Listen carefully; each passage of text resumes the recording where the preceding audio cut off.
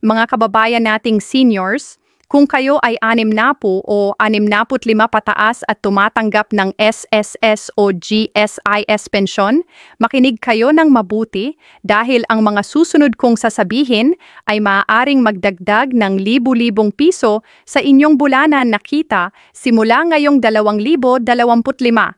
Hindi ito chismis, hindi ito fake news, kundi tunay na pagbabago na inilabas mismo ng Social Security System at Government Service Insurance System.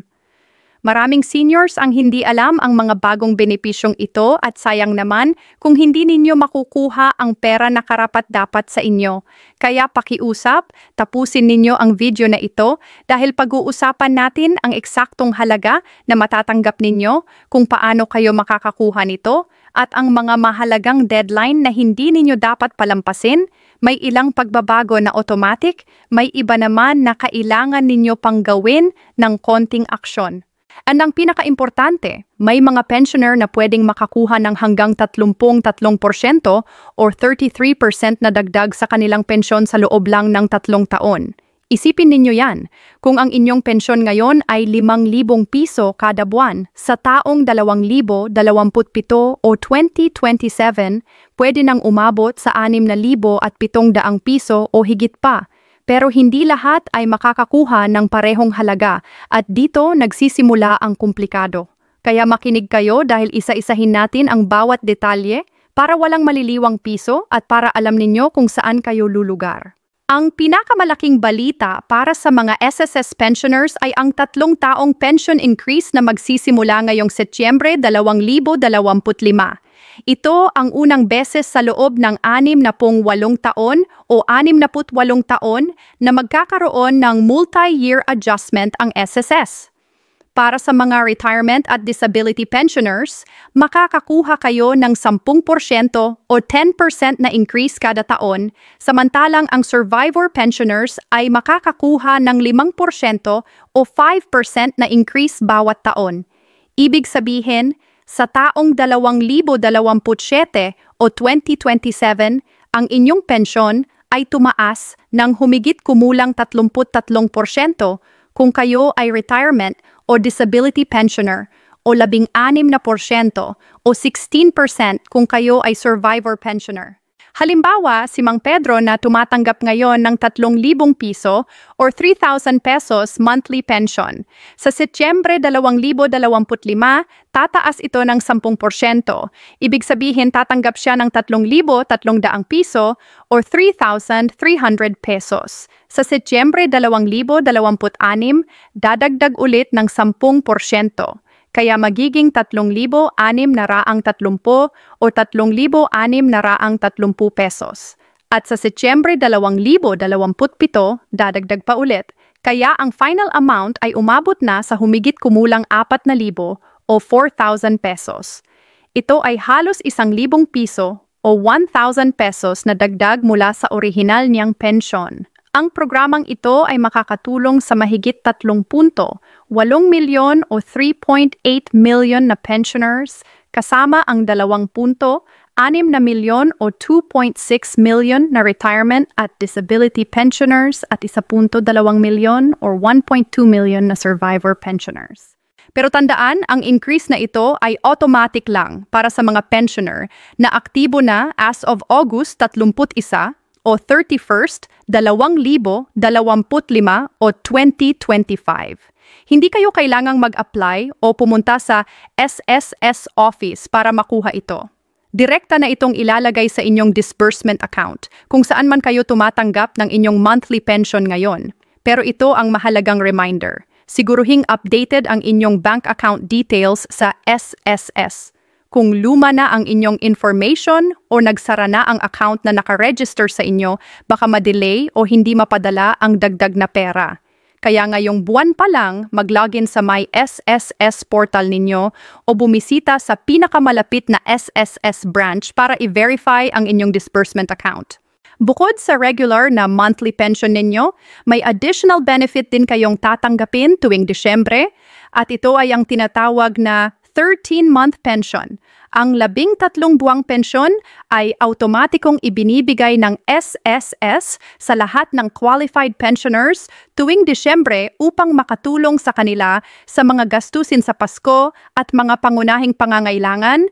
Hindi ito bonus na may fixed amount, kundi ang 13-month pension ay katumbas ng isang buwan ng inyong regular pension. Ibig sabihin, kung ang monthly pension ninyo ay 7,500 piso or 7,500 pesos, ang 13 buwang pensyon ninyo ay 7,500 piso din. Ang SSS ay karaniwang nagsisimula ng pagbabayad ng 13-month pension sa unang linggo ng Disyembre at inaasahan na ito ay ilalabas sa pagitan ng unang at kalagitnaan ng Disyembre 2025. Walang kailangang separate application para dito. Ang pera ay direktang ikredito sa inyong disbursement account o sa pamamagitan ng inyong napiling payment channel, maaaring bank account, e-wallets, or iba pang authorized payout partners. Pero responsibilidad ninyo na panatilihing updated ang inyong personal at banking information sa SSS para masiguro na on time ang release ng payment. Ang maganda pa dito, ang 13-month pension ay tax-free basta ang kabuang halaga ng 13-month benefits at iba pang bonuses na natanggap ninyo ay hindi lalampas sa 70,000 piso or 90,000 pesos. Para sa karamihan ng SSS pensioners, ang 13 buwang pensyon ninyo ay wala pang 10,000 piso, kaya malaki ang posibilidad na hindi kayo babayaran ng tax dito. Ito ay malaking tulong, lalo na sa panahon ng Pasko kung saan tumataas ang mga gastusin sa pagkain, regalo at iba pang pangangailangan ng pamilya. Maraming pensioners ang ginagamit ang 13 buwang pensyon para sa pagbili ng gamot, pagbayad ng natitirang bills bago magbagong taon, o kaya naman ay inilalagay sa emergency savings. Para naman sa mga seniors na may contributions sa both SSS at GSIS dahil nagtrabaho kayo sa private sector at sa government sa iba't ibang panahon ng inyong career, mayroon na ngayong mas magandang coordination sa pagitan ng dalawang sistema. Bagamat walang opisyal na merger ng SSS at GSIS pension systems, ang 2025 ay may mas mataas na focus sa pension portability na nagpapahintulot sa mga retirees na maximize ang kanilang contributions sa both schemes. Ito ay tinatawag na totalization, kung saan ang bawat sistema ay magbabayad ng fair share nila base sa inyong years of contribution.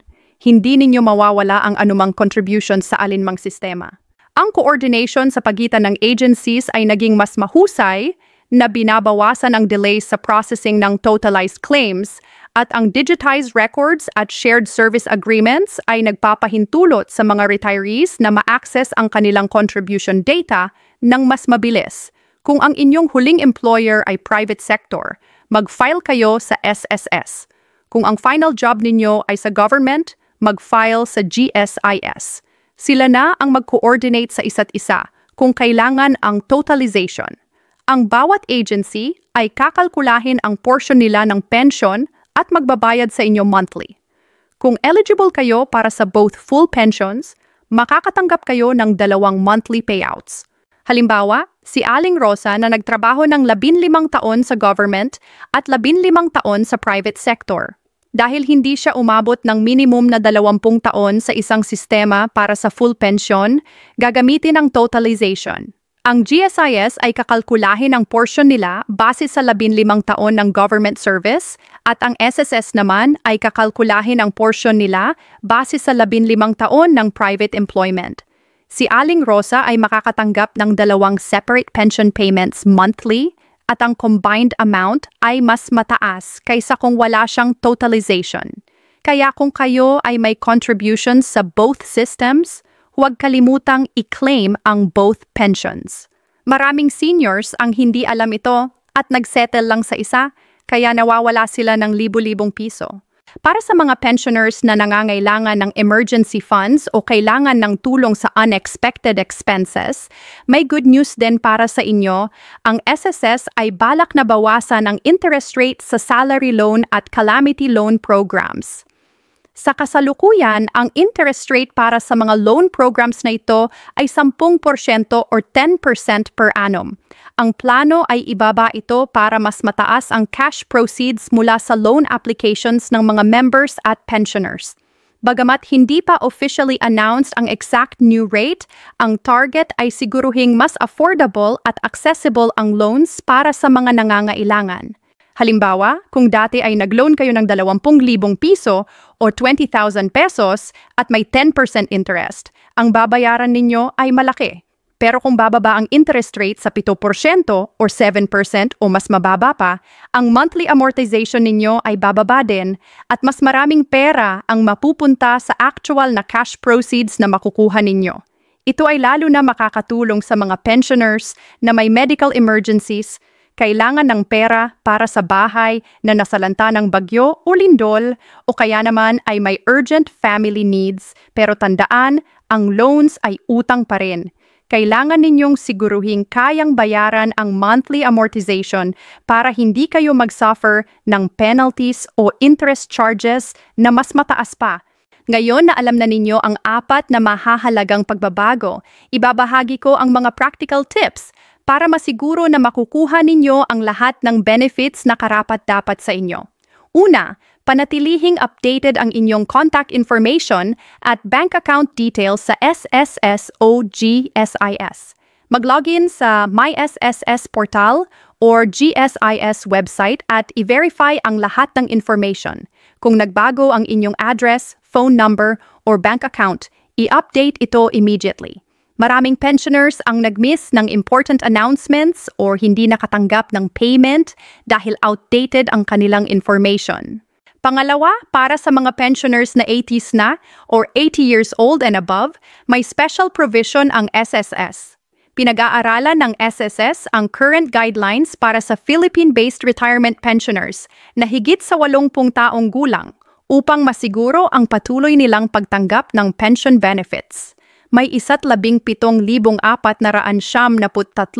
o 157,493 na pensioners na ganito ang edad as of end of 2024, ang SSS ay nag-consider ng additional means para sa Annual Confirmation of Pensioners o ACOP compliance, kasama ang home visits ng branch personnel para sa mga seniors na hindi na makakapag-travel.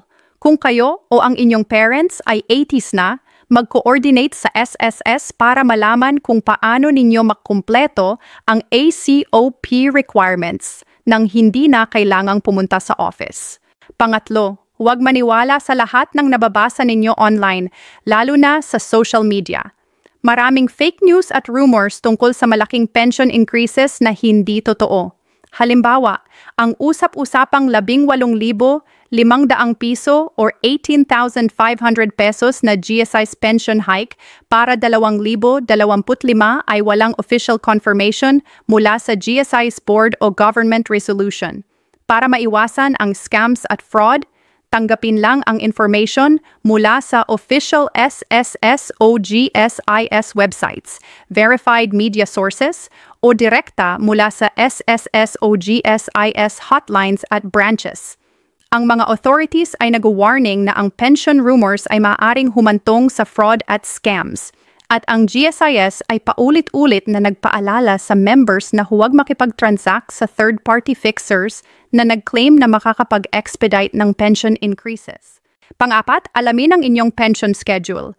Para sa SSS pension releases, base ito sa penultimate digit ng inyong SSS number, ibig sabihin ang second to the last number sa inyong SSS ID.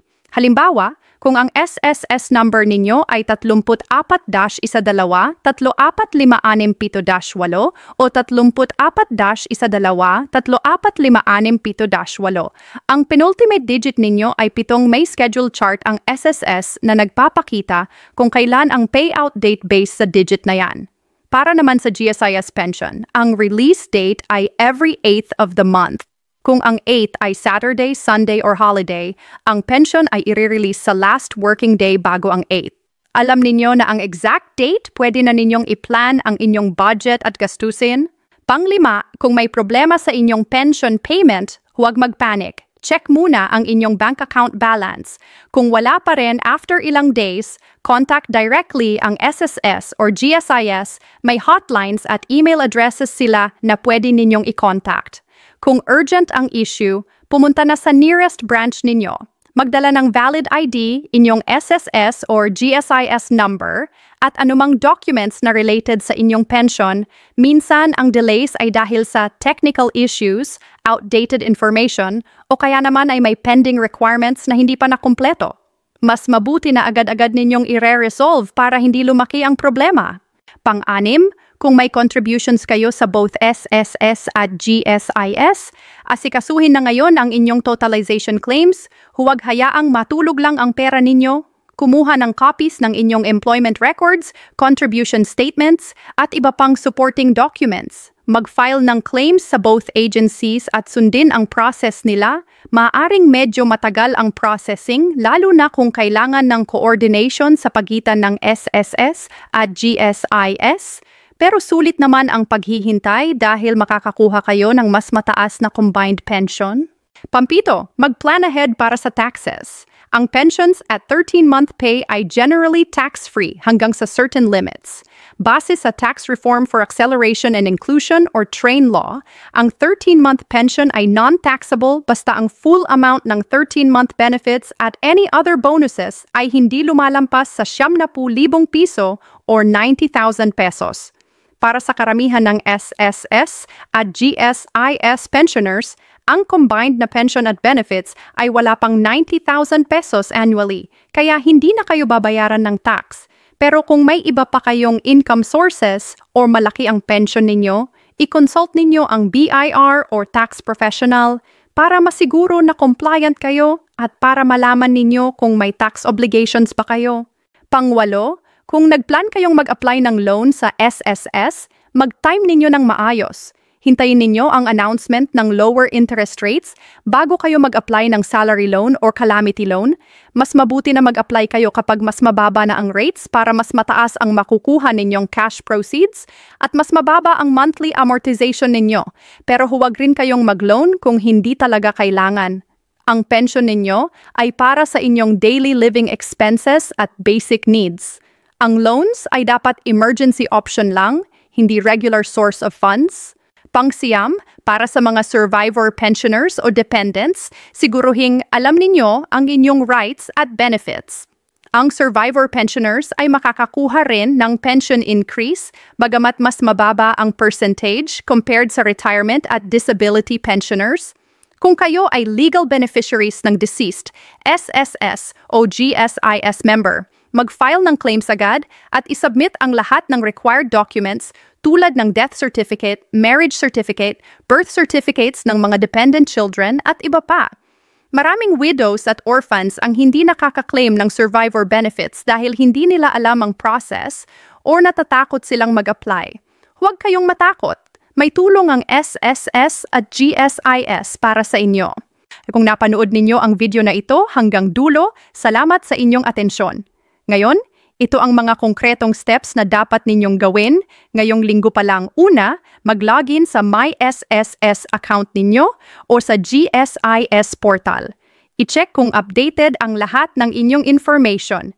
Kung wala pa kayong online account, gumawa na ngayon, mas madali at mas mabilis ang lahat ng transactions kung may online access kayo. Pangalawa, mag-set ng reminder sa inyong calendar para sa Setyembre 2025 at Disyembre 2025. Ang September ay ang start ng 3 taong pension increase at ang December ay ang 13 buwang pension release. I-check ninyo ang inyong bank account sa dates na yan para makita kung na-credit na ang dagdag ninyo. Pangatlo, kung may tanong kayo o hindi ninyo maintindihan ang mga detalye, huwag mag-atubili na tumawag sa SSS hotline na 18555 or sa GSIS hotline na 8877 lokal 5677. Pwede rin kayong bumisita sa nearest branch ninyo, pero mas mabuti na tumawag muna para hindi na kayo mag-commute pa kung pwede namang phone lang. Pang-apat, i-share ang video na ito sa inyong mga kaibigan at kakilala na seniors din. Maraming seniors ang hindi nakaka-access ng ganitong information dahil hindi sila computer literate or hindi sila aktibo sa social media. Kayo na ang mag-volunteer na mag-inform sa kanila. Sabihin ninyo sa kanila ang tungkol sa pension increases, 13-month pay, at iba pang benefits para hindi sila maubusan ng opportunity na mag-claim. Panglima, mag-budget kayo ng maayos. Kahit tumataas ang pension ninyo, kung walang proper budgeting, ubos pa rin ang pera. Gumawa ng monthly budget na may allocation para sa pagkain, gamot, utilities, emergency fund, at iba pang essentials. Huwag gumastos ng labis-labis lalo na pagdating ng 13-month pension sa December. Isipin ninyo na ang pension ay para sa buong taon, hindi lang para sa isang buwan. Pang-anim, kung may health issues kayo or seniors na may maintenance medications, i-maximize ninyo ang PhilHealth benefits ninyo. Ang retirement under SSS ay nangangahulugan din ng automatic PhilHealth coverage. Ito ay nagsisiguro na available ang medical benefits sa mga retirees. Depende sa eligibility requirements ng PhilHealth. Mag-register sa PhilHealth kung hindi pa kayo registered at alamin kung ano-anong services at medicines ang covered, maaaring makatipid kayo ng libo-libong piso sa medical expenses kung properly enrolled kayo. Mga kababayan nating seniors, ang mga pagbabago na ito sa SSS at GSIS ay hindi perpekto, pero ito ay malaking tulong na rin. Ang pension reform ay makaka-inject ng 72.8 bilyong piso o 92.8 billion pesos sa ekonomiya mula 2025 hanggang 2027. Ito ay hindi lang para sa inyo, kundi para rin sa inyong mga pamilya at sa buong bayan. Ang mga pensioner ay deserve ng dignified retirement at ito ang simula ng mas magandang sistema para sa ating mga senior citizens. Huwag sayangin ang opportunities na ito. Gawin ninyo ang lahat ng kailangan para makuha ninyo ang bawat piso na karapat-dapat sa inyo. Maraming salamat sa pakikinig at sana ay nakatulong ang video na ito. Hanggang sa muli, ingat palagi at God bless sa inyong lahat.